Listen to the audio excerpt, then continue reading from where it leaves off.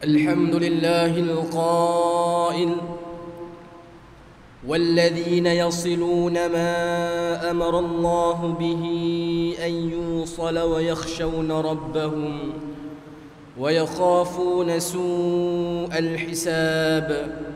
أشهد أن لا إله إلا الله وحده لا شريك له وأشهد أن سيدنا محمدا عبده ورسوله. اللهم صل وسلم على سيدنا محمد وعلى آله وأصحابه أجمعين. أما بعد فيا عباد الله اتقوا الله، أوصيكم وإياي بتقوى الله فقد فاز المتقون. قال الله تعالى في كتابه العزيز: يا أيها الذين آمنوا أطيعوا الله وأطيعوا الرسول وأولي الأمر منكم فإن تنازعتم في شيء فردوه إلى الله والرسول إن كنتم تؤمنون بالله واليوم الآخر ذلك خير وأحسن تأويلا. Bermaksud, wahai orang yang beriman, ta'alah kamu kepada Allah dan ta'alah kamu kepada Rasulullah dan kepada ulil amr, yakni orang yang berkuasa daripada kalangan kamu. Kemudian jika kamu berbantah-bantah, yakni berselisihan di dalam sesuatu perkara, maka hendaklah kamu mengembalikannya kepada kitabullah, yakni Al-Quran dan As-Sunnah Rasulnya.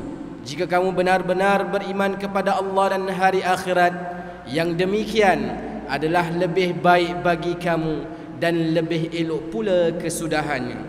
Sidang Jumaat yang dirahmati Allah sekalian, marilah kita meningkatkan rasa taqwa kepada Allah Subhanahu wa taala dengan bersungguh-sungguh melaksanakan segala perintahnya dan meninggalkan segala larangannya. Mudah-mudahan ketakwaan yang dibina mampu untuk membentuk semangat juang yang tinggi demi mempertahankan kedaulatan negeri dan negara yang kita cintai ini. Mimbar Jumaat pada hari ini akan menyentuh berkenaan tajuk menjadi insan yang berjiwa besar. Sidang Jumaat yang dirahmati Allah sekalian, sebelum kedatangan Rasulullah SAW, masyarakat Arab jahiliyah terkenal dengan budaya kehidupan yang menyimpang jauh daripada nilai kemanusiaan. Mereka mengamalkan budaya hidup yang penuh kehinaan dan mengikut hawa nafsu. Namun kesemua itu telah dibersihkan oleh Allah Subhanahu wa taala dengan lahirnya baginda Rasulullah sallallahu alaihi wasallam. Baginda Nabi Muhammad sallallahu alaihi wasallam telah membentuk satu masyarakat yang saling hormat menghormati dan bersifat kemanusiaan. Firman Allah Subhanahu wa taala di dalam surah Ar-Ra'd ayat 21 yang dibacakan pada awal khutbah tadi, yang bermaksud, dan orang yang menghubungkan apa-apa yang diperintahkan oleh Allah Subhanahu wa taala supaya dihubungkan, dan mereka takut kepada Tuhan mereka dan takut kepada hisab yang buruk pada hari kiamat. Ma'asyiral muslimin rahimakumullah, peristiwa pembukaan kota Mekah pada tahun ke-8 Hijrah adalah merupakan sebuah peristiwa yang membawa erti kemerdekaan yang sebenar. Orang Islam telah berjaya memasuki kota Mekah tanpa tentangan dari orang-orang Quraisy. Apabila Rasulullah SAW memasuki kota suci itu, baginda SAW bertindak menghancurkan berhala di sekeliling Kaabah sebagai simbol berakhirnya perbuatan syirik di kota Mekah. Terdapat beberapa hikmah dan pengajaran yang besar daripada peristiwa pembukaan kota Mekah yang kita boleh ambil. Pertama, ketika menandatangani perjanjian Hudaibiyah, Rasulullah SAW dan kaum muslimin berada dalam keadaan yang kuat. Namun orang Islam sangat menghormati perjanjian tersebut dan tidak mencabulinya. Akan tetapi apabila perjanjian itu dikhianati, maka Rasulullah SAW segera mengambil tindakan yang tegas terhadap pihak yang mengkhianatinya. Tindakan ini melihatkan Islam adalah agama yang tegas dan berpegang kepada janji. Kedua, tindakan Rasulullah SAW memberi kemaafan kepada orang-orang kafir Quraisy ketika pembukaan Mekah adalah suatu langkah yang terpuji. Tindakan ini dapat menarik perhatian mereka kepada keindahan ajaran Islam, walaupun sebelum ini orang-orang kafir menyeksa dan membunuh orang Islam.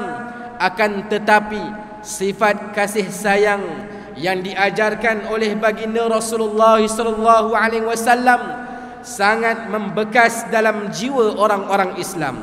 Hal ini menunjukkan Islam sangat adil dan tidak memperlakukan musuhnya sesuka hati. Akhirnya orang-orang kafir yang diberikan kemaafan itu tidak lagi memusuhi Rasulullah SAW dan para sahabat radhiyallahu anhum ajma'in. Bahkan mereka memeluk agama Islam secara beramai-ramai. Ini dijelaskan menerusi firman Allah Subhanahu wa taala dalam surah An-Nasr ayat 1 hingga 3. Bismillahirrahmanirrahim. Idza jaa nasrullahi wal fath wa ra'aitan nasa yadkhuluna fi dinillahi afwaja fasabbih bihamdi rabbika wastaghfirhu innahu kana tawwaba. Yang bermaksud, apabila telah datang pertolongan Allah Subhanahu wa taala dan kemenangan, yakni semasa kamu wahai Muhammad berjaya menguasai Mekah dan kamu melihat manusia masuk dalam agama Allah Subhanahu wa taala beramai-ramai, maka bertasbihlah dengan memuji Tuhanmu dan mohonlah ampun kepadanya. Sesungguhnya Dia sangat menerima taubat. Saudara-saudaraku sidang hadirin yang dirahmati Allah sekalian, peristiwa pembukaan kota Mekah ini adalah merupakan contoh terbaik di dalam sejarah Islam. Rasulullah SAW telah berjaya memerdekakan umat manusia daripada zaman kegelapan kepada cahaya kebenaran. Jiwa umat Islam berjaya dibersihkan daripada perbuatan kufur dan mengubah mereka kepada nilai ajaran Islam yang sempurna. Peristiwa ini mengajar kepada kita bahawa makna sebenar kemerdekaan yang hakiki bukanlah terletak pada hal-hal yang berbentuk kebendaan. Kemerdekaan yang hakiki adalah apabila sesuatu negeri dan negara itu memiliki penduduk dan rakyat yang berjiwa besar dan berpegang teguh kepada akidah dan ajaran yang lurus. Hal ini berbeza jika dibandingkan dengan sesetengah negara yang mempunyai bandar yang besar, penduduk yang ramai dan bangunan-bangunan yang tinggi. Akan tetapi di sebalik bangunan tersebut dipenuhi dengan maksiat, penagihan dadah, pelacuran, rasuah dan pengangguran yang tidak terkawal. Hal ini jelas menunjukkan bahawa ianya bukanlah erti kata kemajuan dan kemerdekaan yang hakiki. Sidang Jumaat yang dirahmati Allah sekalian, kemerdekaan yang telah kita capai pada saat ini hanyalah dalam bentuk yang sangat kecil berbanding dengan makna kemerdekaan yang sebenar. Cara hidup setengah umat Islam masih lagi dibelenggu dengan cengkaman penjajah. Penjajahan yang dahulunya dilakukan secara terbuka kini sudah pun tamat. Akan tetapi penjajahan yang berlaku pada hari ini sudah berubah kepada cara yang lebih halus lagi. Walaupun wajahnya kelihatan berbeza, akan tetapi tujuannya masih sama, iaitu untuk melemahkan umat Islam. Dalam sebuah hadis yang diriwayatkan daripada Abi Sa'id Al-Khudri, beliau meriwayatkan bahawa Rasulullah SAW pernah bersabda yang bermaksud, pasti kalian akan mengikuti orang-orang sebelum kalian, sejengkal demi sejengkal dan sehasta demi sehasta, sehingga jika mereka memasuki lubang biawak sekalipun, nescaya kalian pasti akan mengikuti mereka. Kami, yakni para sahabat, radhiyallahu anhum bertanya, "Wahai Rasulullah sallallahu alaihi wasallam, adakah mereka itu orang Yahudi dan Nasrani?" Nabi sallallahu alaihi wasallam bersabda, "Siapa lagi kalau bukan mereka?"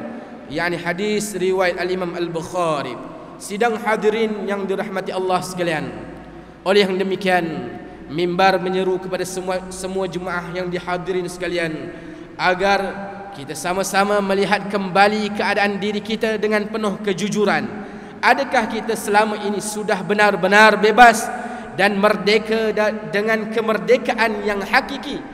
Laungkanlah lafaz kemerdekaan dengan amalan-amalan yang benar-benar membawa kepada semangat jati diri sebagai orang yang beriman dan menjauhi daripada penyembahan terhadap hawa nafsu dan kemungkaran. Jika kita dapat lakukan yang demikian, nescaya dengan cara itu kemerdekaan yang diraihkan akan lebih bermakna bagi kita. Inilah yang dinamakan dengan insan yang berjiwa besar. Firman Allah Subhanahu wa taala dalam surah Al-Ahzab ayat ke-21, "Laqad kana lakum fi Rasulillahi uswatun hasanatun liman kana yarjullaha wal yawmal akhir wa dzakarallaha katsira." Yang bermaksud sesungguhnya telah ada pada diri Rasulullah sallallahu alaihi wasallam itu contoh teladan yang terbaik, yakni bagi orang yang sentiasa mengharapkan yakni keredaan Allah Subhanahu wa taala dan balasan baik hari akhirat, dan banyak menyebut serta mengingati Allah Subhanahu wa taala dalam masa susah dan senang. Barakallahu li wa lakum bil Qur'anil azim wa nafa'ani wa iyyakum bima fihi minal ayati wadh-dhikril hakim wa taqabbala minni wa minkum tilawatahu innahu huwas samiul alim. Aqulu qawli hadha wa astaghfirullahal azim li wa lakum wa lisairil muslimina wal muslimat wal mu'minina wal mu'minat fastaghfiruhu faya fawzal mustaghfirin wa ya najatat taibin.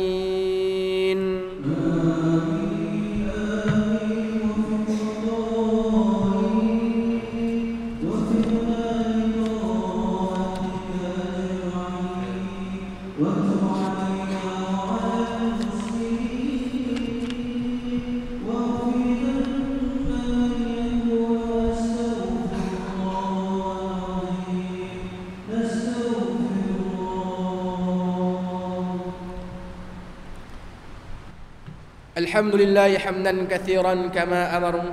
أشهد أن لا إله إلا الله وحده لا شريك له إقرارا بربوبيته وإغراما لمن جهد به وكفر.